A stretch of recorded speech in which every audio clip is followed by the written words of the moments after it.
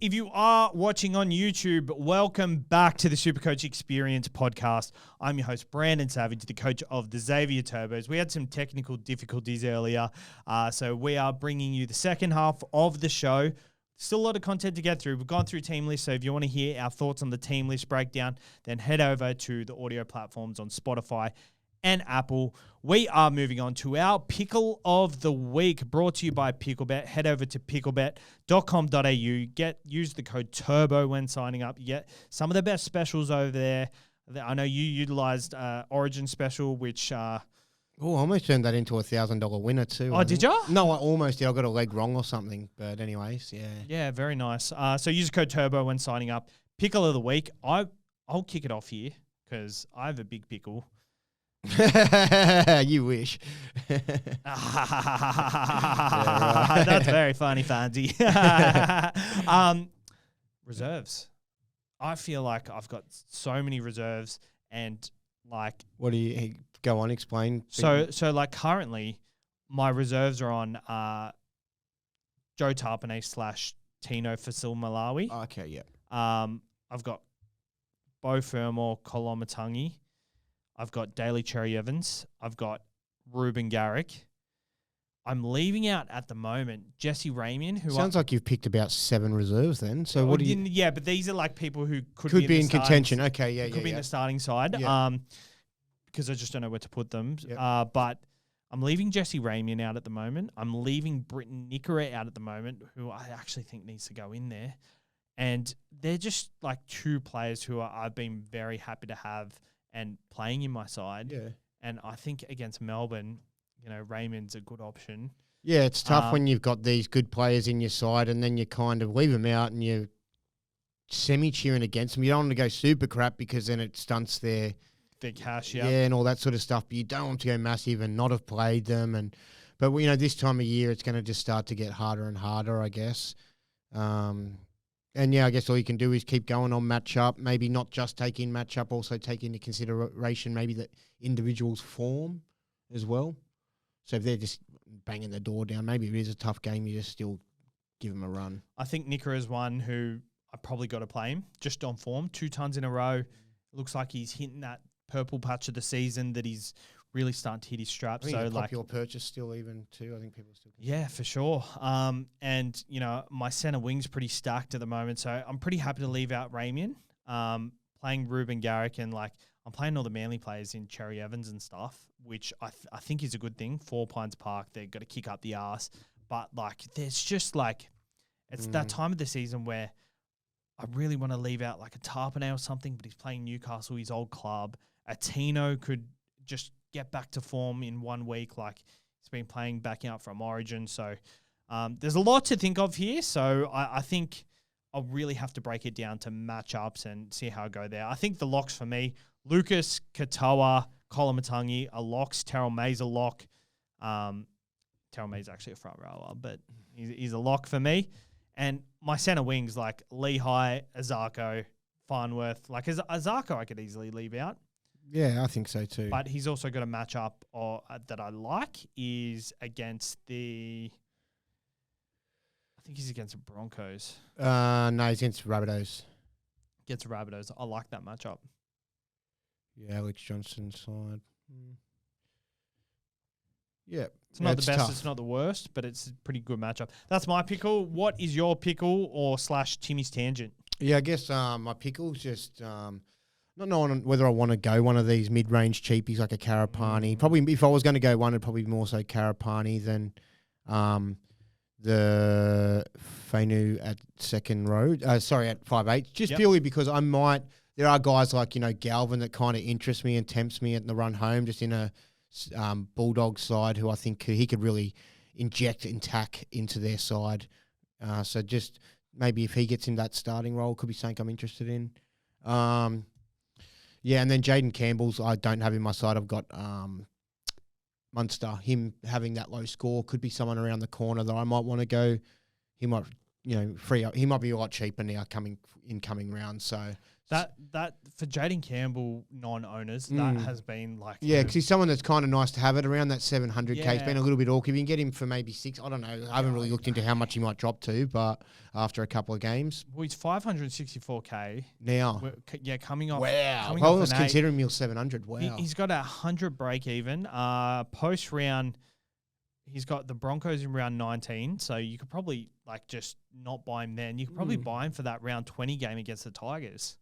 Yeah, so for me, I'm kind of just wanting to leave that other spot. I probably just want to keep Munster in my side. I don't know. It just feels right. I could part with him. Yeah, I could part with him, but I just kind of like him. So then, Karapani. So there are other guns that I'd like to get to. There's 3 other guns that I'm interested in this week. I only got 2 trades, so that meetings with Karapani. That's 4 players that I'm really interested in. So it's just about... some of them are going to have low BEs too. Like Karapani has a low BE. One of the other players has a low BE. So if I let them go, I'm letting them go. So then so that's a tough decision. So I might be forced to go the guys with the lower BEs and wait with these other guys that I'm probably more interested in with higher BEs. So that's my pickle. But I think I'll be tempted to go I could go 2 guns. So, because the thing is now, if I don't go this cheapy now, although I can make the trades I want to make work this week and over the last couple of weeks, it's been easy. But that's because I've had these big guns that I can sell. In coming weeks, I'm going to want to, bring other players into my side, by upgrading players like Billy Smith or Hubners and stuff like that. So if I don't do it now, I'm worried that there won't be better options to go to. And I've already got quite a few nuffs in Lawson, Guymer semi-nuff, and Tuapiki. So fucking Guymer. Yeah, very frustrating. Lawson obviously not picked this week too, so very annoying. Yeah, I guess that's in a tricky position. Like for myself, I guess Karapani, number 1 traded in. We can tie that in with... Love him as an option. Like I kind of feel like it feels like he's kind of locked into that spot, and I just feel like the position and that left winger looks pretty good.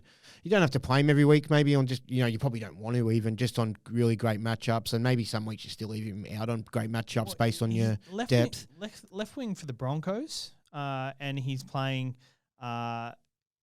next week in round 18, and then he plays the Titans in round 20, round 19, which will be a crucial number for you that week. Yeah. I think it's a very handy purchase. I'm actually buying him this week. I'm going to continue with my pick if that's okay. Yeah, and I just want to talk about it just because I think it's interesting for people buying Karapani, and I'm not great with money, so I'm trying to work out if this is I get it's a good move. He's going to make some money. It's going to free up money, but then I'm kind of like, if I sell, let's say hypothetically, I sell Olakau'atu to a keeper, and then my other trade is Sharp to Karapani. That frees up a lot of money to then upgrade someone like a Billy Smith or a Hubner in coming weeks. But then I'm kind of like, I don't know, I'm just swapping one mid-ranger in my side for another mid-ranger. Do you know what I mean?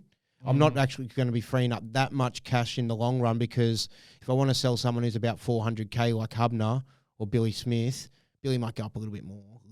But, that I'm only genuinely freeing up 100K once I'm trying to upgrade one of those 400K guys in coming weeks. Although it feels like I'm selling Sharp now, who's 720-ish or whatever, to a Karapani, it feels like I'm actually freeing up 400 because I'm using that money to upgrade another guy that's around the same money. I'm not actually really doing that. And so, for me too, I feel like because of the injuries, I've had to trade guys that are kind of keepers to other keepers, and I haven't really been getting that great depth in trying to really upgrade the rest of those mid-rangers yet, which is what I wanted to do by now a bit more, have a bit better depth. But, so I don't know.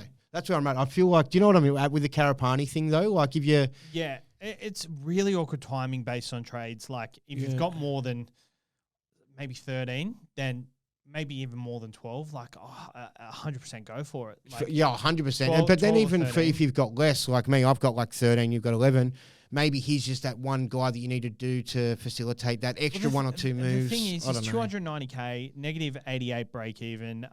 The thing about him is, I will say that I have considered with some of the other guys when I've downgraded, not really gone to the other guys like Simpkins I started with and Geimer I started with. But to someone like Lawson who's not going to make like enough, when I free up cash and go to enough, that position then becomes null and void and dead. Whereas when you now freeing up cash and going to Karapani, he potentially goes to like 500, 600K, keeping that position if he can keep up this form as well. 100%, right? especially. And then you can actually use him again to not only free up cash at the moment and then free up cash later, or not even free up cash, maybe a straight swap later from Karapani to someone, but you can at least use that position again. So that's why I'm open to it, because you don't want to just, you're running out of spots of, if you 80% of your side are keepers you don't want to move on, you've only got 20% of these other spots that you can trade between. Yeah, exactly. So he could be handy for that factor. So I'm thinking I probably want to do it, but fuck, it sucks having to miss out on one of the guns that I kind of want to bring in this week. And because I feel like whichever one I don't bring in this week that I'm pretty keen on will go well, and I'm going to be like, I don't have him. Wish I had him. Why don't you have him? He doesn't have him. What a dickhead for not having him. Like, looking at the matchups this week, there's no standout matchup. So maybe it is kind of a week where you can kind of kind of avoid that. I've done a good job of not giving away this week who I'm kind of interested in buying till trades. I've gone really hard on trying to keep that, because I know that's something that particularly Grant's big on, but I think you like it as well, sort of saving the trades to the back end. But yeah, there are some players. I mean, it is. I usually give it away by the end of the episode. Yeah, it's hard to not seep it out with bits. But yeah, I've actually done really well to tell you who I'm not trading in, because I'm trading except for Karapani. You just told me that. Yeah, but I haven't told you the other person I'm trading in. But yeah, Karapani 290K with scores of 55 over the next 3 weeks. He'll go to 470K, which is pretty good. It's not amazing. But I don't think you can just expect 55. He might average that over the next couple of weeks. But I think that if he scores 2 tries, he's going 80, 90. Yeah, no. If he scores 1, maybe it's that 50. But that's what I'm saying. Yeah. That looks like. You reckon that's where he lands? That's the worst case, maybe. Or who knows? Maybe the tries do dry up, and because we take those 2 tries off him. But that left wing, we saw. You still think some are coming? I think just even as a option for the rest of the year, like Karapani. The fact that they even shifted Arthurs to that spot seems like it's kind of a thing for him too. I don't know. I really like the look of him too. He's a tackle buster. 290K is a steal, and I think that the fact that he plays the next 3 weeks are very crucial for you. He plays 18 and 19. Yeah, it could be a handy like number. This week is like null and void. You don't really need him this week, but the cash he can get you for facilitating other trades. Like this is my situation. I've got Hiroti there. It's like 400K. Yeah. It's an easy 110K just to downgrade. Well, that's the thing. I've got guys that I could do it to make just free up 100. I don't know whether I'd do like sell Fletcher to him and then free up like 400 and then have a lot to play with over the next couple of weeks.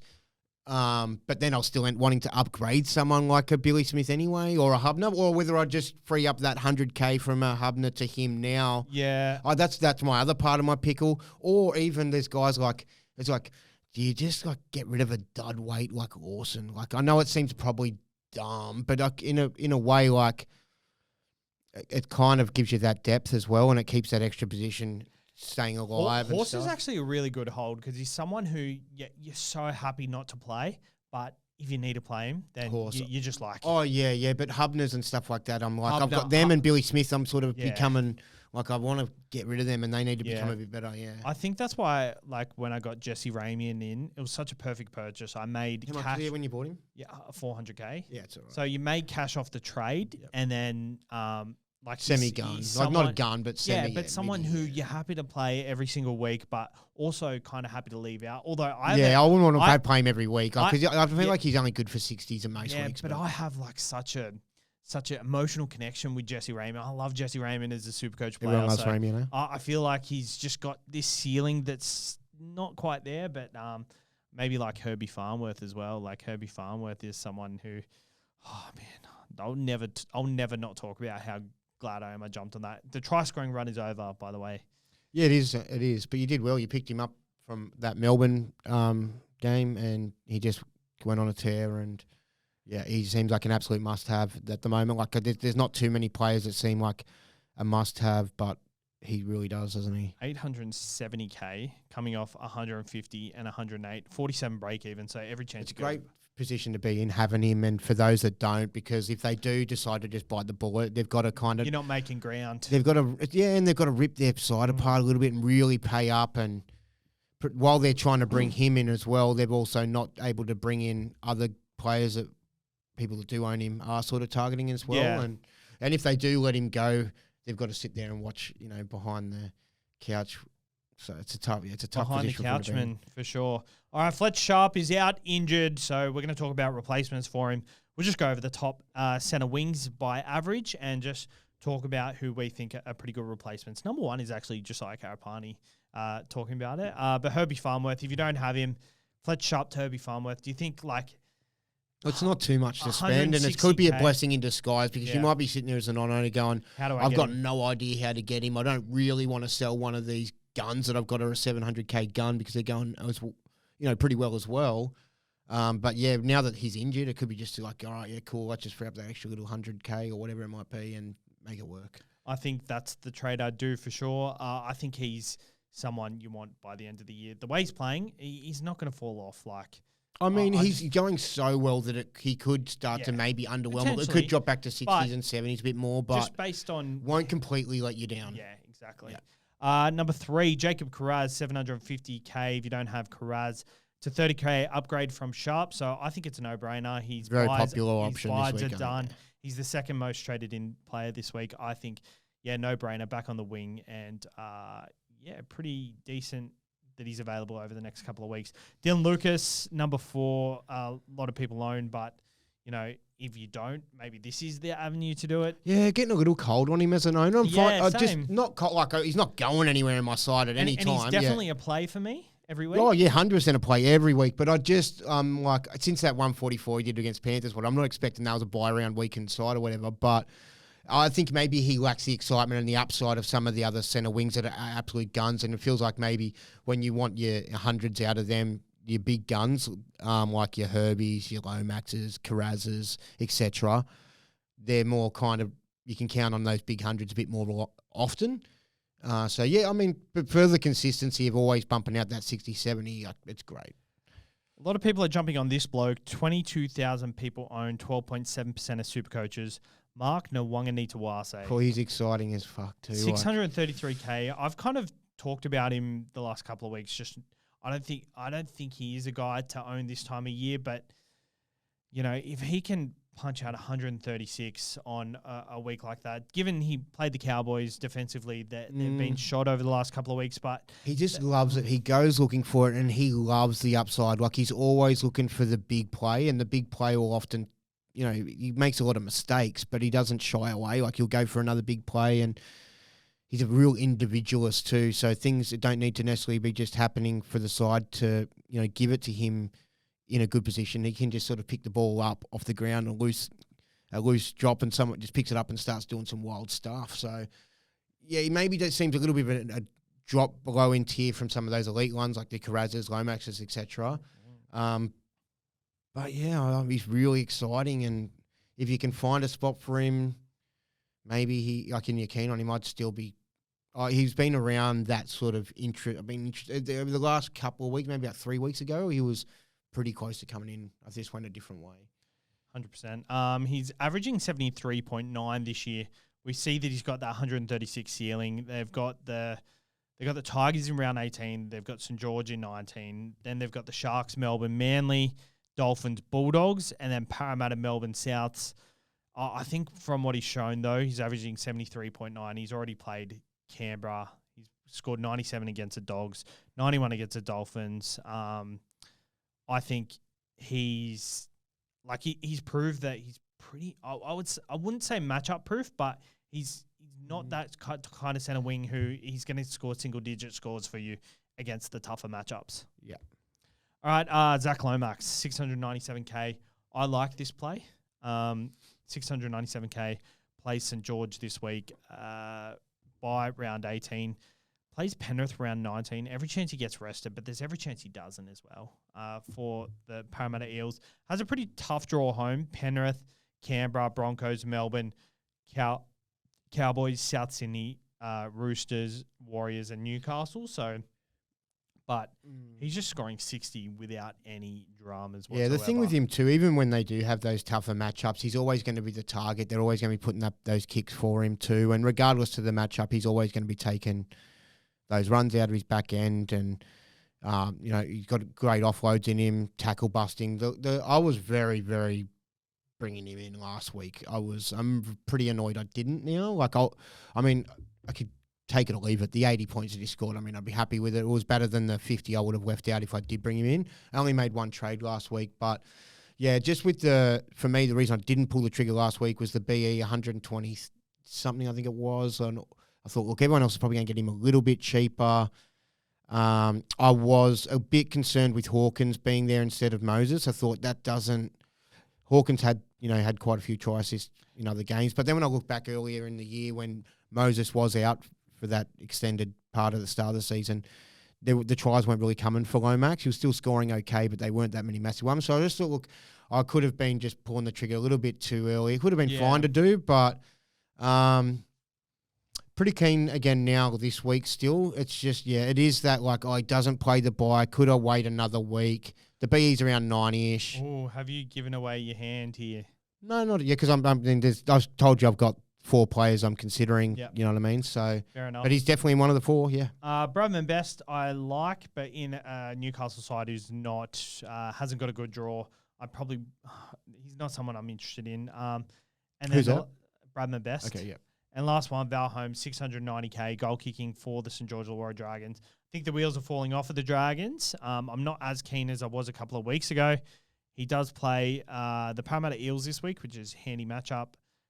Plays Roosters in round 19 if he plays backs up from Origin. Then he has Dogs, Cowboys, Canberra, Sharks, Warriors. He will be going up against, Penasini's out, so he'll be going up against, I think, Sam Rani there too. I don't know how great he is in defence or whatever. Sam Rani's okay. Close enough, he's okay, but it might help his cause too if you're looking at that. Yeah, it's good for a 1 week play, but I don't like his draw for the rest of the season. But that's all I'm really looking at, to be honest. I think Lehigh was in the consideration too, wasn't he? Yeah, Lehigh, 660k, playing fullback.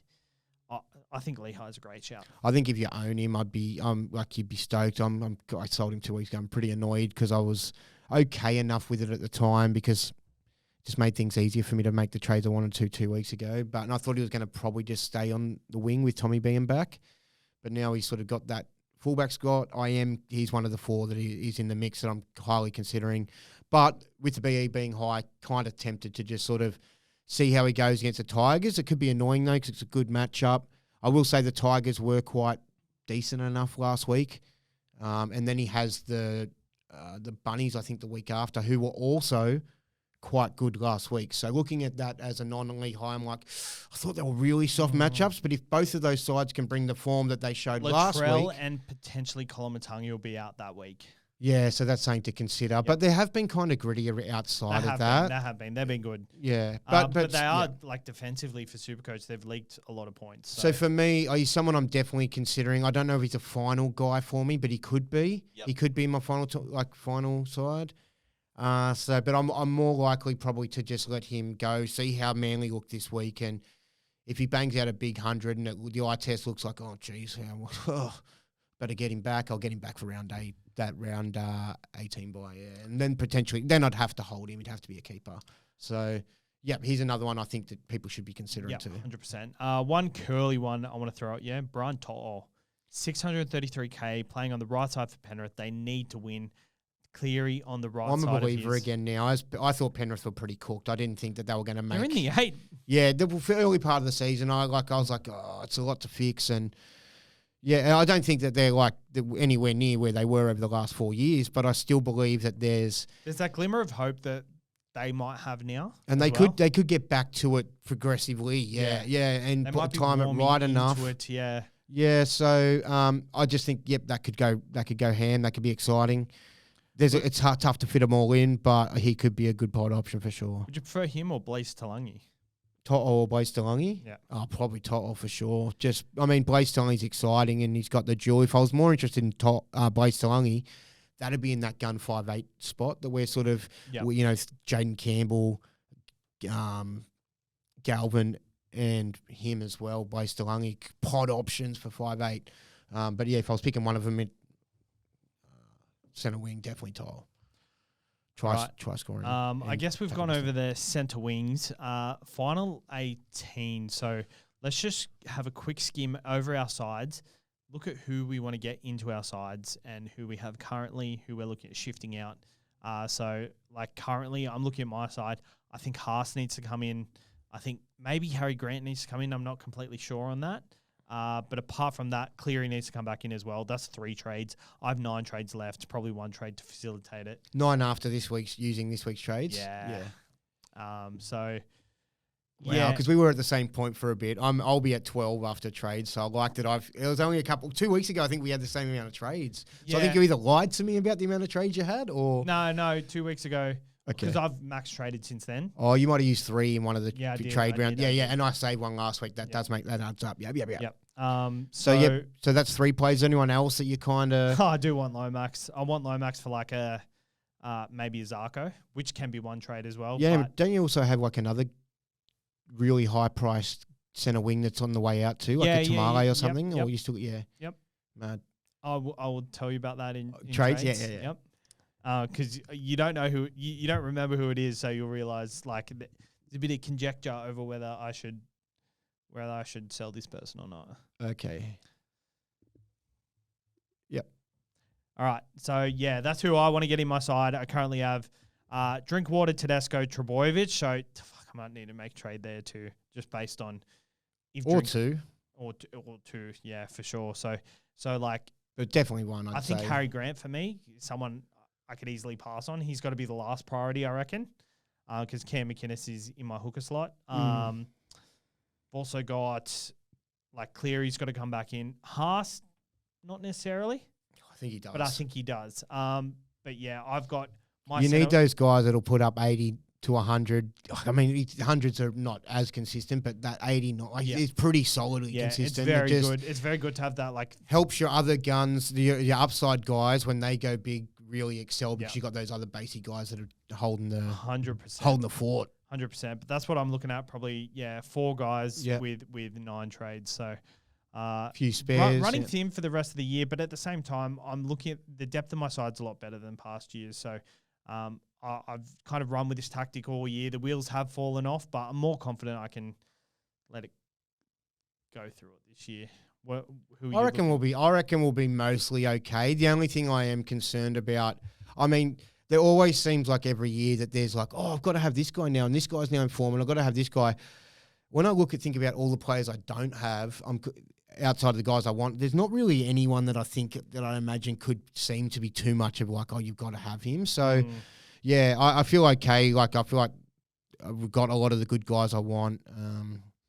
But yeah, for me, I'll probably need to get back a few more, but I've got a couple more trades than what you do. So I might want to do something at hooker. Currently got Egan and Smith there, Wade Egan and Smith. So probably want to go to either Harry Grant, Connor Watson.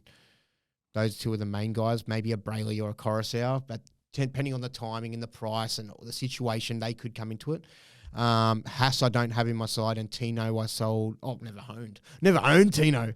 Never owned Tino this year, which is crazy considering the price he started at. But couldn't make it work. He's coming down in price, and you could probably wait till you see enough from him. Yeah, so as a non-Jaden and non-Tino guy, guys have been kind of a little bit scared of him. That's kind of been a real good blessing. So that he's a potential one to bring back into my side too. Cleary, I've got Hines and Hughes there. Then maybe a gun 5'8". Remember I said that. That's a maybe. That's a luxury. That's a luxury. Got Brimson there. Might want to if you can afford to do like it. A Galvin, a Jaden Campbell, thereabouts. And maybe something like, I don't know, fullback. Okay. So then I've also got Lomax. I want to get back into my side as well in the centre wings. So, but then there's other guys lurking around in my trades that will come up, players I might be interested in that could factor in that I might want to get to now. But just the guys I really got to get back are those Cleary, Hines, Lomax I've never had that I definitely want. That's 3. Do you feel like Tino potential, like probably, if he, so that's where I'm probably, those 4 are the real big ones, and there's a couple extra, like hooker maybe, 5'8" maybe. Do you feel like there's someone that, like, this is such an obvious conversation of who you want to get back in. Do you feel like your side has enough strike power elsewhere, like in pod territory, that can get you by? I don't feel like my team has necessarily pod territory, but every now and then I just hear like people bringing in players and that they like in my side that they don't have. And I'm like, oh, you don't have him. And I just think that like, I think a lot of my guys might be around that 30, 40% own, but that's still 60% that don't own that player. So for the most part, I think I've got a very sort of common side. I like my side for the most part. There's a couple of weaknesses in depth and stuff like that, but most of the guns, I think I've got them, except for a couple that'll be coming in over the next couple of weeks. So, yeah, I don't know. I don't really feel like I need to rely on the absolute pods. They can be nice because when you just have that one random guy, like if you had an Azarko over the last couple of weeks who went massive or whatever. Was it Azarko who went massive? He did, yeah, about 2, but just before you bought him, yeah. Something like that can help, but I just feel better trusting in those ones that feels like everyone has, but they don't actually all have. Yeah, that's fair. Like it might seem like everyone has them, but they're actually missing 2 or 3 of the guys that I actually consider that are almost must-haves. You've got them all. Yeah, and it might be a different 3 or a different 2 combination for every side, and that's okay with me. I just feel like the most part, if I just chip away a little bit, I'm not expecting to come in the top 100 or anything. I'm 3,700, like to finish top 1,000, but I'm just doing that consistently and trying to not have too many bad mistakes or missing any of those big ones that I think are guys you want to have more often than not. Yeah, I find it crazy that a lot of people don't have Herbie. Like, people still don't have Herbie. But I know, I can get around it though still, because think about like Earl, right? It was either him or Earl, and not everyone either went one or the other. That way there was still guys like Mark Nwanga. Yeah. That was the Mark Nwanga Mark Nwanga. I could say it 2 weeks ago, now I can't say it again. Mark Nwanga Nitawase? Yeah. Nitawase. I used to say Weetawase. Yeah. So those sorts of guys, like if you went down one of those paths, you just haven't had the way to make that happen in your side unless you've gone a bit sideways. And yeah, he's been consistent, but he's only getting consistently that much better than some of the other guns anyway. Yep. I don't know. So I can get around why they haven't, and sometimes bigger fish to fry. Fish to fry, for sure. And you think it's going to stop eventually sometimes. That leads us into the top 10 traded in. Number 1, JOSIAH Karapani. We've talked in depth. Jacob Kraz, number 2. Final 4 centre wing, top 4. Oh, yeah. Yep. Top 2. Top 2. Harry Grant, number 3. We talked about him. Right time to maybe pull the trigger? Could be a cheeky time. I mean, especially because there's a bit of like stuff going. I also feel like if you're locking him in now, you're also prioritizing locking in Cleary and Haas as soon as they're ready to come back, because they might rest. It allows you to do that now, and then you can do those other ones when everyone. Yeah. So, and the other people might find a way not to be able to make it happen. So, yeah, it could be a good time to do it. For me, it's not. I've just got other things going on. Zach Lomax, number 4. Herbie Farnworth, number 5. William Kickout, number 6. It feels like the buy period is pretty much over, and buying someone for this buy period is like, ooh, your face lit up then. So you've dealt your hand there. Yeah, he's in the 4. He's in the 4. Of people I want to bring in this week. Considering, The question will be, is he a final 17 player? Do I don't know. I've got a strong emotional attachment, so that could be coming in. Should we wait till trade so you can talk through it? No, but I think we can talk about him without necessarily being whether or not, Yeah. If we're going to go through the list of these players, I know he could be in my consideration. Yeah, let's talk about him. Yeah. So he's had the issue of his base being a bit low. I think I heard Max Smart's is it Max Smart? Max Bryden. Who's Max Smart? That's Max Bryden. Oh, okay. That's his other. It's his alias name. I was thinking when I said Max Smart, then I was thinking I was talking about the guy from a '60s TV show that had a gun with a girl. Pretty sure Maxwell Smart. I'm pretty sure that's Steve Carell in something. I don't know. Yeah. That must be where he's going with it, like the Des Creek That's his Instagram. Yeah, that's where it is. Okay, yeah. So yeah, I think he sort of said he's up maybe like 5 or 9 points on base, which is in power. So I'm like kind of like, that's nice. Yeah, that's helpful. And yeah, I know Galvin, when he does come into the side, probably plays on the right if he plays the second. But at the moment he's coming off the bench and he's sort of still playing all over the place, a bit of left and right. He's got that very floats bit of both sides. I think he can really open up the attack for him. I do like him. I'm feeling like maybe he could be a little bit more than I want to pay 600, but I think he could be just about there. Because when you look at him and you compare him to a guy like Ola Kawato's stats for the year or Eli Katoa and stuff, he's pretty comparable. He just doesn't – he's kind of just got that reputation of not being reliable. consistently. And I've looked at him, and he does have a few, those 30s or 40s when he doesn't have the attack in him. There's been like 3 games that he scored 30 or 40, but outside of that, it's been very good, very good. And even these other guns, like Olakawatu and Eli Katoa, they've still got these 30, 40s, low 50s in them on subpar to average days as well. So I think if you like him, and he could be in the mix for me, especially because his BE's low and he does have that buy coverage. So that's why and I do need numbers I do need 1 or 2 more extra buy players. So he's someone I consider as, I'm looking around at the other guys that are semi-keepers. And Lehigh Hopewadi is probably the only one that ticks that box for me that plays round 18. Covers the buy, which I do need numbers for. So it's between them two for you. So, but I might let them both go and then just make and go Lehigh next week because he's still got that high BE. Yep. You know what I mean? So that's So, but Kikau, something I want to just also chat about him is you bring him in this week. You want him to go all right. He's got the Panthers. I think they're going to try nullify him. I know he's going to want to go really well against them because it's his ex-club too.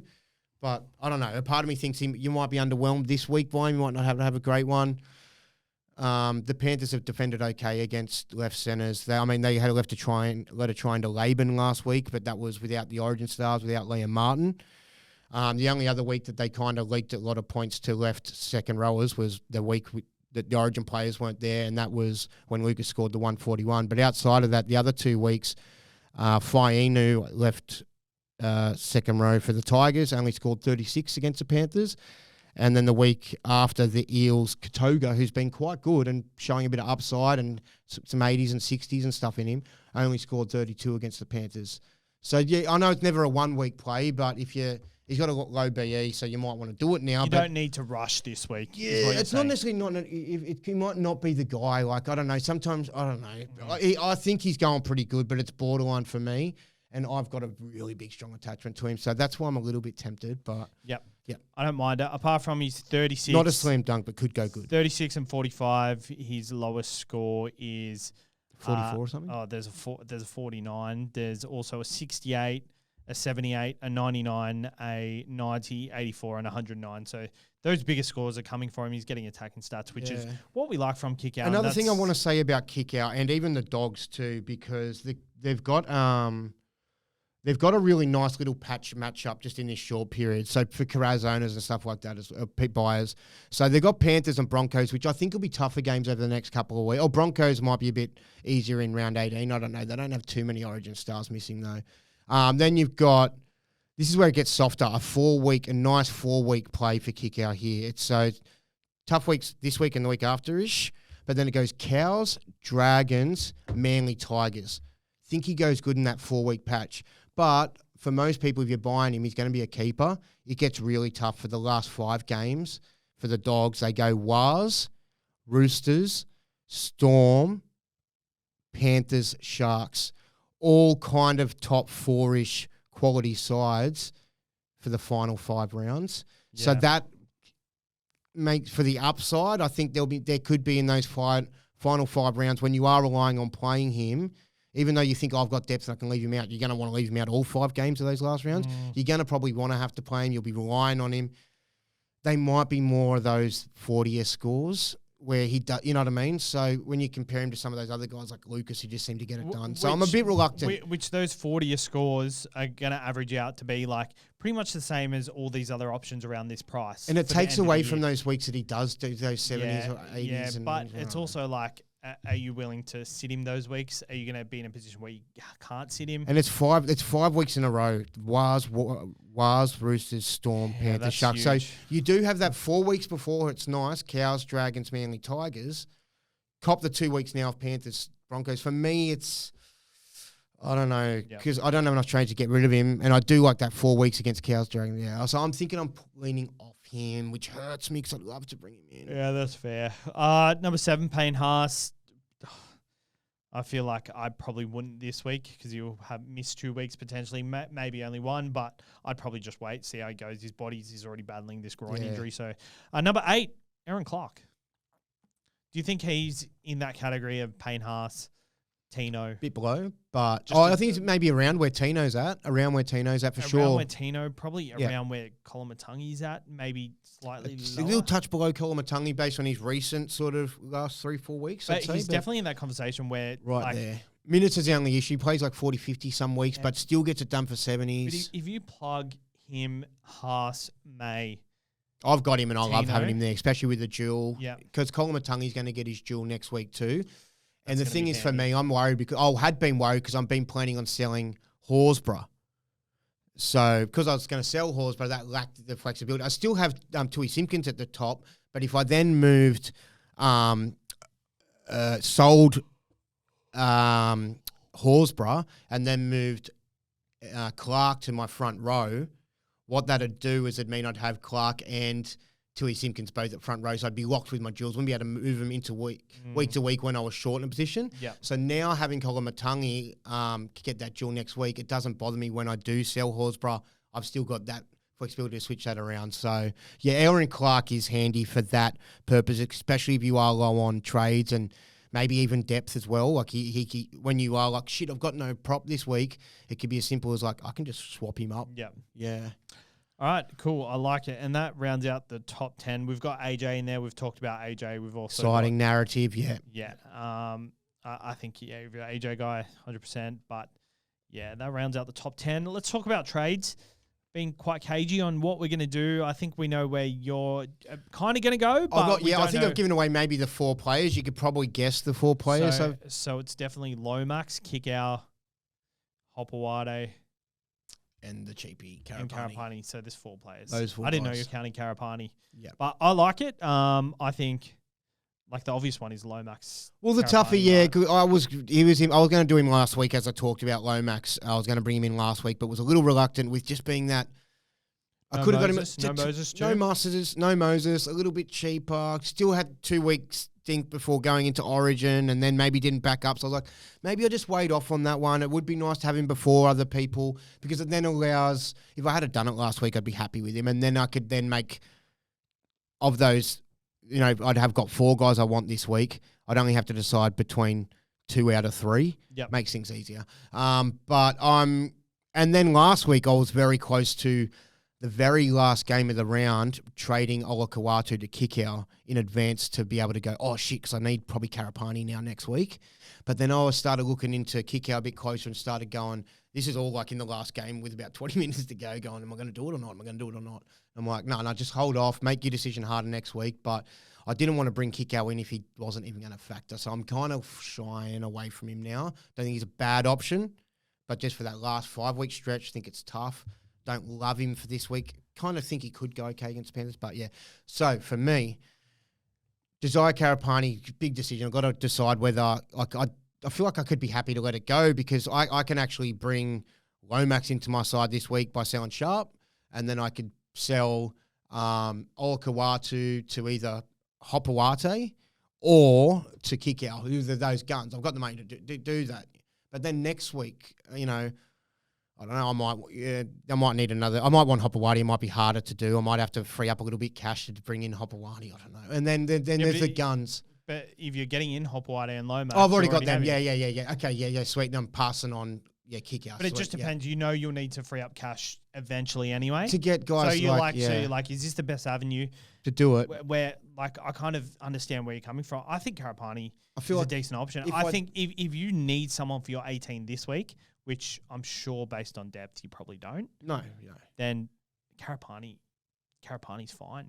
Yeah, he is. But I kind of also don't want to. Well, now that if I'm prepared to let go, I think I know where I'm at now. I think I've made my decision through the podcast. I was still really keen on Kickow up until the drive. I had done my homework on and looked at the draw, but now that I'm actually sitting there and putting it all together, I think if I let Kickow go and decide I don't want him in my side and I'll let him go and just let everyone else enjoy him,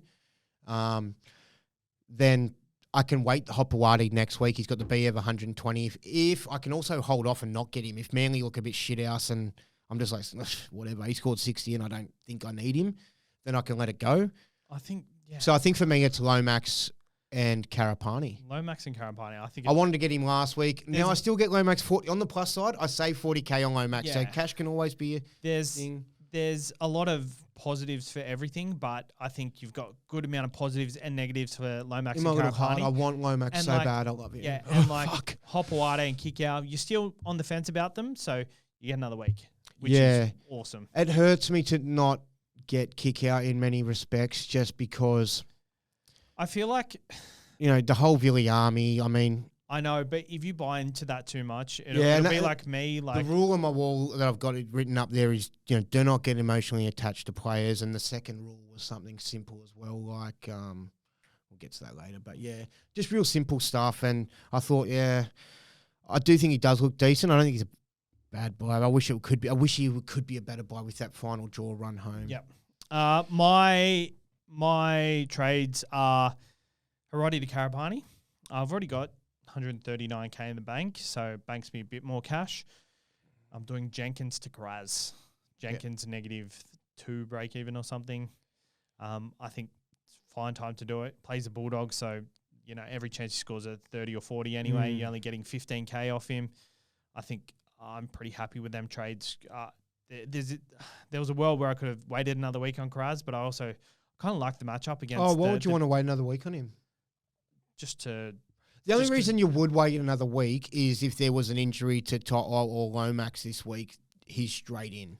Well, it could. That's happen. the only reason you'd wait. But then you've been you're really cautious. Yeah, that's break even of 76, but he's running up against the weak defensive edge of the Panthers, so pretty happy. Yeah. I just thought what'd suck would be the worst thing for people who buy Lomax this week. For people probably buying Karaz this week, it's not as bad for me because I already own Karaz. But for people buying Karaz like yourself, if Lomax, I don't know what scenario it was. No, maybe if you're buying Lomax. If you're buying Lomax this week, it'd suck for me because, big time, because I'd buy him and lose Karaz as well. If Karaz or To'o got injured, you bought Lomax and then Karaz went into the Origin. Yeah, but it'd be worse if it happened to Lomax because then you lose them both. You lose them both.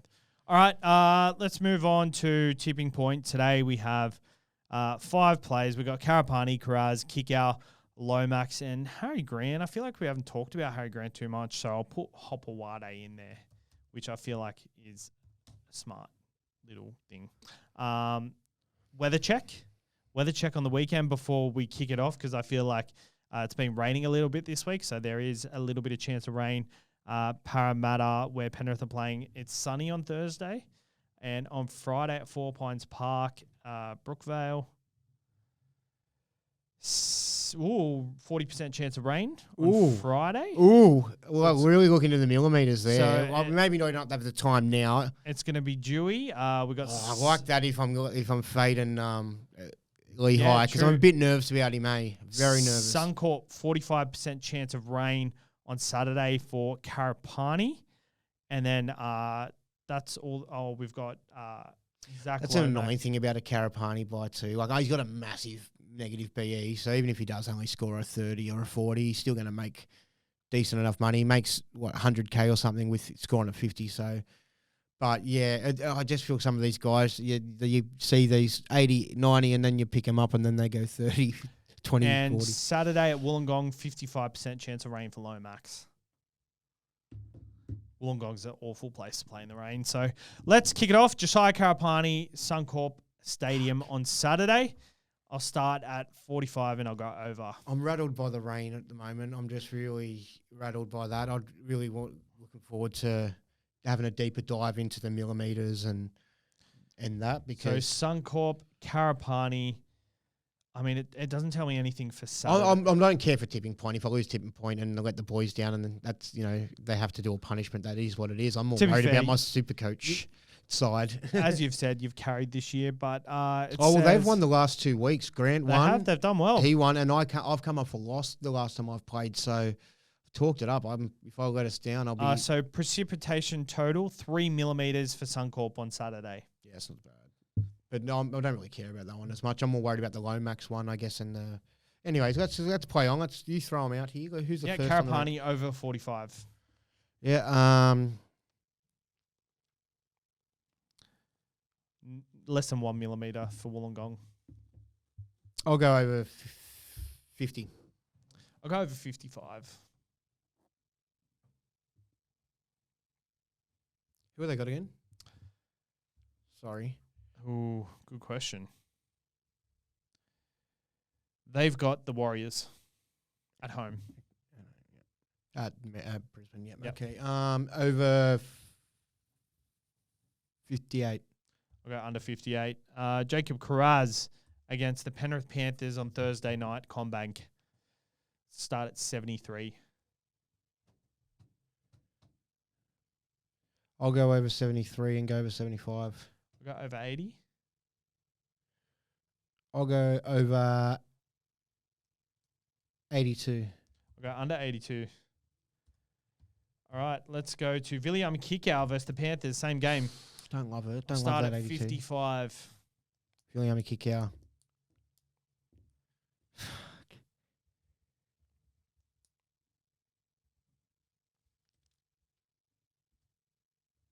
I'll go over 55 and go over 56. I'll go under 56. Zach Lomax at Wollongong on Saturday, 5:30. Start at 65. Yeah, I'll go over 80. I'll go under 80. And Lehigh Hopewade, 4 Pines Park, Manly Friday night. Let's start at 65. I'll go to 70. I'll go over 75.